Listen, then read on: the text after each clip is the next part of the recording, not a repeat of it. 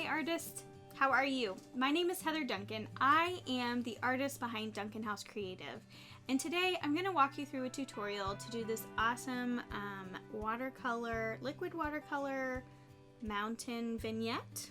I guess that's what we're calling it today. So I'm excited to share with you all the technique and secrets behind making this wonderful picture at your home.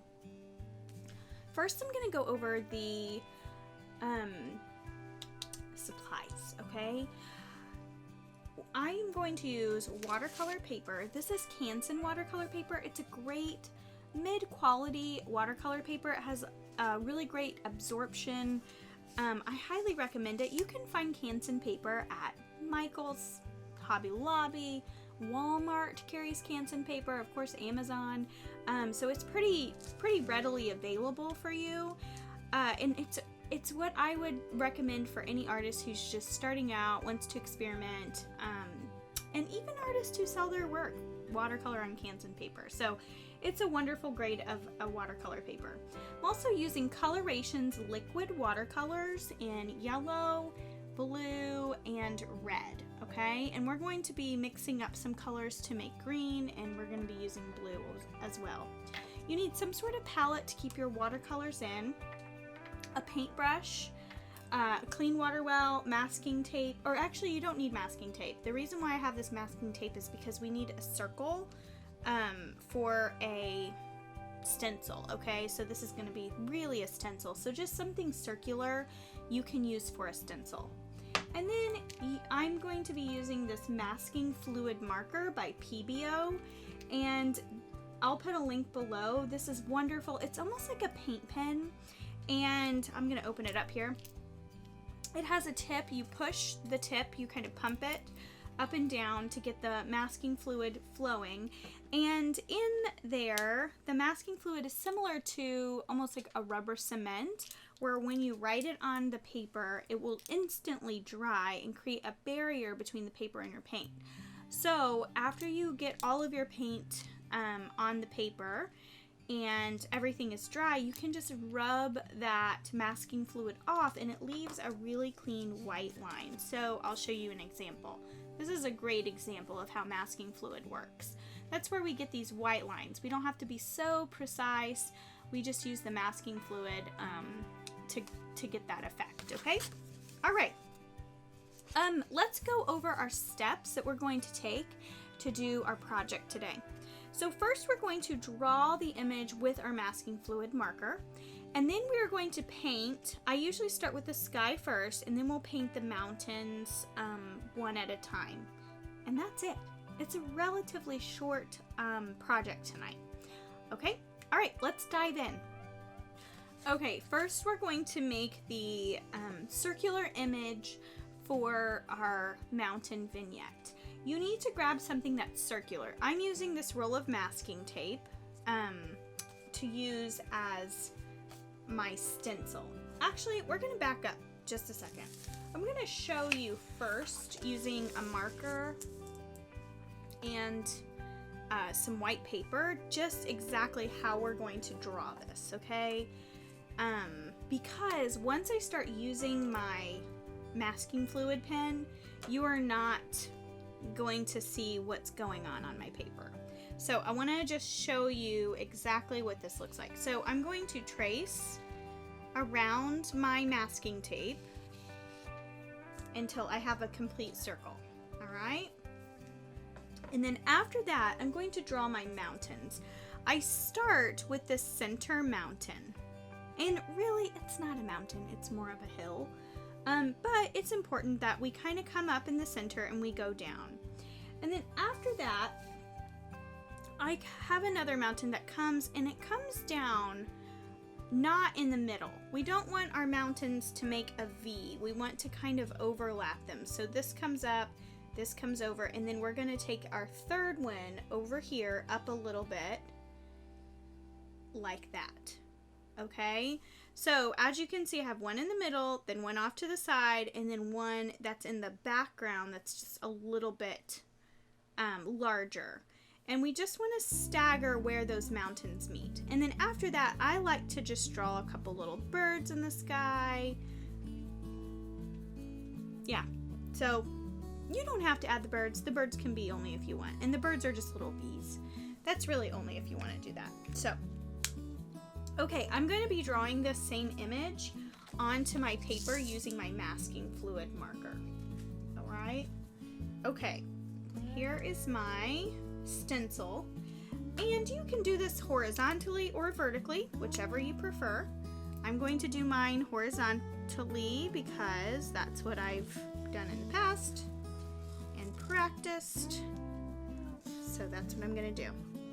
And remember, I always say this, but this is like my 5th time to do this, okay? I have to come up with the lessons. I have to shoot the lessons with a camera to get them on the website. I have to shoot them again to do the tutorials that you get at your house, and then I have to do them again here. So essentially, I do this like 5 times before you see it on camera. So never, ever, ever judge your work to my work, okay? And if yours looks as good as mine, then you might just be a better artist than me, and I'm okay with that. All right, we're gonna do this middle mountain first. Make sure that's in my camera shot. So I'm gonna come up here, do the middle mountain. Now I'm gonna do this side mountain. That's gonna come down over here on the side. And then I'm gonna do my 3rd mountain. That's gonna come up like that. And I make sure my mountain lines are just a little bit wobbly. I don't want them to be super jaggedy. But, and then I'll draw some little birdies over here in the, yeah, there, in the side. Okay, this should be dry now. It literally dries immediately. I'm going to be using 2 colors. I'm going to be using my blue, and I'm going to be using my yellow. So, and you really just need a tiny bit. You're going to have a lot of paint left over, okay? Oh, my brush was dirty. I'm glad I tested that out. Must not have cleaned it well last time. Clean off my brush here. Okay, I'm gonna start with the sky first, and that's going to dry as I work my way up to the sky. And what I'm gonna do is I'm just gonna kind of wet my brush a little bit, and then I'm gonna pick up my blue paint, and I'm going to just paint a solid blue line like so across the top half of my circle. And then I'm gonna clean off my brush, make sure all my blue paint is off, and just pick up water, and only using water, I'm going to drag that blue down through the entire space, okay? I'm only using water, and that water really dilutes the color, but then it also kind of enhances the sky, leaving, when it dries, you'll see, it almost looks like there are clouds in the sky when we just use that water. It's really cool. When it dries, it leaves this really cool,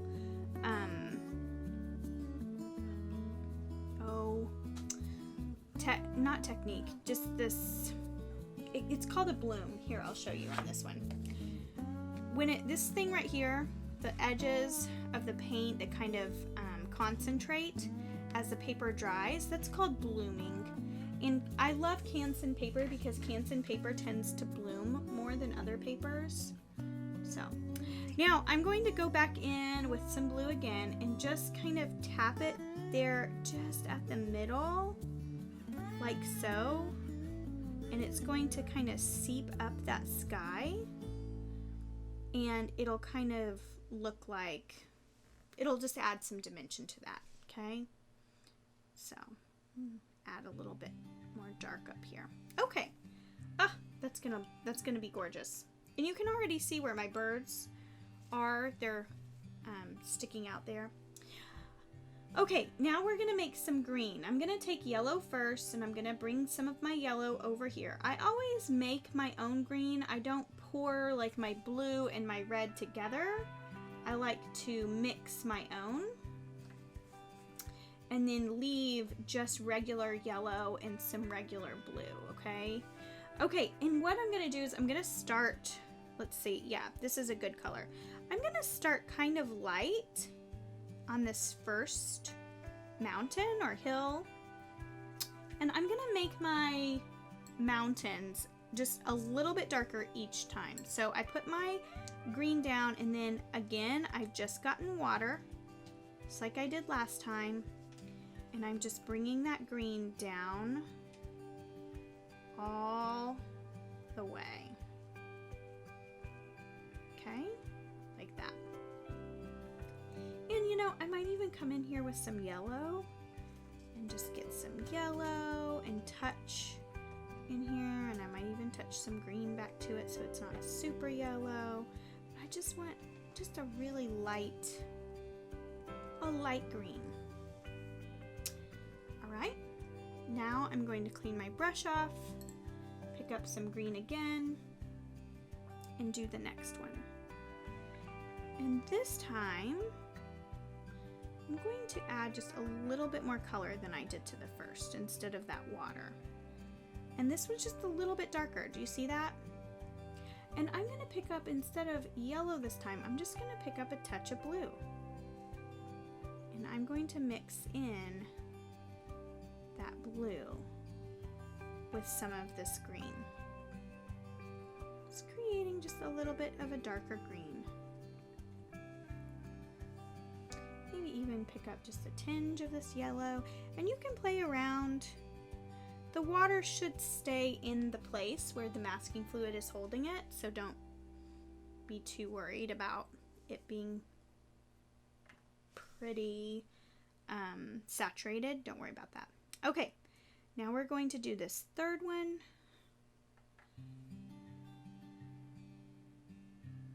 This one is one of my favorite images because it's so simple, but I just think it really is really beautiful. Okay, there's that. I'm going to pull that in just while it's still wet, and then I'm going to pick up some blue, and I might add my blue to the top here, like so. And I really want that to be more green than blue, so just add some green on top, and maybe even pick up just a teeny blue and add it to the base here too, just to really stand. You want some separation between the different mountains. So this one is definitely a lot darker. Okay. All right, as you can see, my sky is already started to dry. I mean, it's almost dry. And look at the sky. It looks literally like clouds. It is incredible. I love the effects that gets. All right, I'm going to let this dry, and then after it dries, I'm going to come and take the masking gum fluid off, and then we'll do the big reveal. Okay, so I will meet you back here in just a second. Okay, my image is dry, so I'm just gonna take the ball of my finger, so just this tip of my finger, and just rub where that masking gum fluid was, and just rub that fluid off, okay? Really well, and you'll see it just comes off super easily. Now this is the part where you kind of have to be careful, is where maybe if your paint's still a little bit wet, you just want to make sure you're really careful there, and just rub that off. Now you could do all kinds of things with this masking gum fluid or masking gum marker. You could do like script, like writing things and then painting over them and they show up, you know. You could do, gosh, I'm trying to think. scripture, like if you wanted to write a scripture, if you wanted to write your favorite saying, you could write that on some watercolor paper and then paint over it. You could even do that on black paper if you got our metallic ink or our metallic watercolors a while back. You could write with the masking gum marker on the black paper and then do metallics over it. That would be really pretty. So there's all kinds of things that you can do with this masking gum marker. It is seriously one of my favorite, best kept secrets in the artist industry, okay? And there's other masking fluid too that's like, it comes in bottles that you squeeze or it comes in things that you paint on. I think this is the easiest to work with. Yes, is it probably more of a novice artist tool? Yes, but that's okay. That's what makes it accessible and easy. So try this out on some other things. Really look around for what you can use that for. Here is my finished product. Voila! Doesn't it look wonderful? I love it. I'll show you it compared to this one. It looks like this one I used a little bit bigger of a stencil than that one, but they both look wonderful. This would look really pretty in a frame if I wanted to write maybe a little scripture around it, or if I wanted to write a quote or saying underneath it, that would be really pretty too. So you can do a lot with this. But thank you so much for joining me today. I had so much fun. I so enjoy sharing this creative space with you. It is really a pleasure. I appreciate you joining me here too. I hope that you relaxed a little bit, you released some stress a little bit, and remember, your work doesn't have to be perfect. It just has to be something you enjoy, something that you relax doing, and something that you don't even have to share it with people, just for yourself. It just needs to be for you, for something for you and yourself. So anyways, I don't want you to feel like you have a lot of pressure when you're participating in these. It's just really for fun. So we're here to experiment, to play, to try new things. So that's the goal here. All right, well, thank you so much, and don't forget to check us out on Facebook or Instagram and tell us what you're doing. Tell us what you're liking. Let me know which one of the projects you like best in our liquid watercolors box. And if you want to check out our liquid watercolors box, we'll put a link in our description below, okay? All right, and don't forget to follow us on YouTube. Yeah, do that too, because if we get so many followers, then special stuff happens, I think. So that would be cool. All right, thank you so much, and we will see you next time.